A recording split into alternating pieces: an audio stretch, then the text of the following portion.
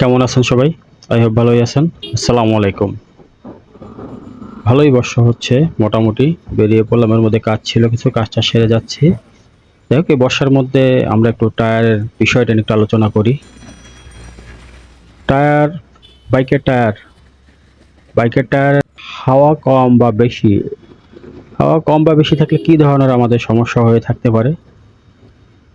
বাইকের টায়ারের হাওয়া যদি অতিরিক্ত থাকে, তাহলে আপনার এই বর্ষার সিজনে প্রথম সমস্যা হবে আপনার বাইক যখন ব্রেক করবেন তখন স্কিড করে স্লিপ করে পড়ে যাবে বা মারাত্মক অ্যাক্সিডেন্ট হওয়ার একটা ভয় থেকে যায়। বর্ষার সিজনে বাইকের হাওয়া বেশি রাখা যায় না। কোম্পানির রিকমেন্ড অনুযায়ী যে হাওয়াটা দেওয়ার নিয়ম ওটাই রাখা উচিত।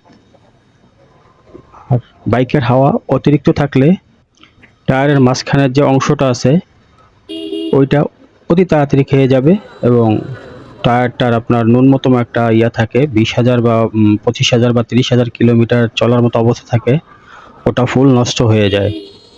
তখন আর আপনি ওই টায়ার দিয়ে 20,000 তো ভালো 15,000 কিলো চালানো সম্ভব না।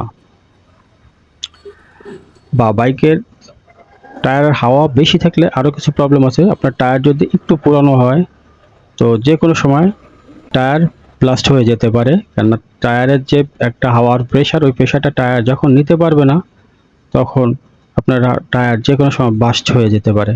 ভালোই বৃষ্টি হচ্ছে, হয়তো বা ক্যামেরার সামনে পানিও পড়েছে, গোলা গোলা দেখা যেতে পারে। অতিরিক্ত হাওয়ার কারণে আপনার বাইকের সঠিক ব্যালেন্স নাও পেতে পারেন।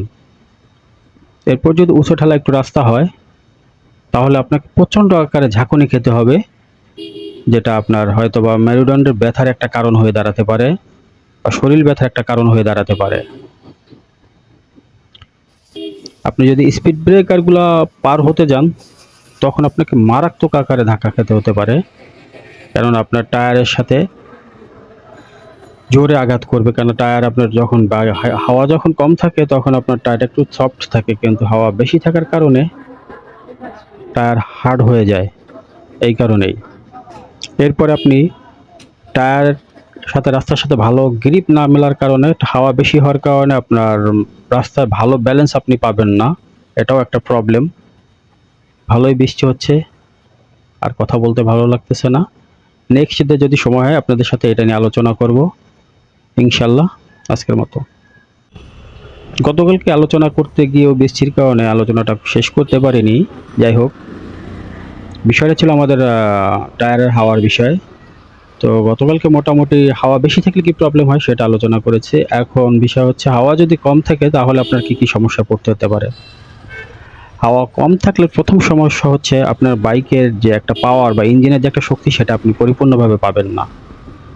দেখা যাচ্ছে আপনি যেটা পাওয়ার কথা ছিল তার থেকে আপনি অনেক কম পাচ্ছেন শক্তি।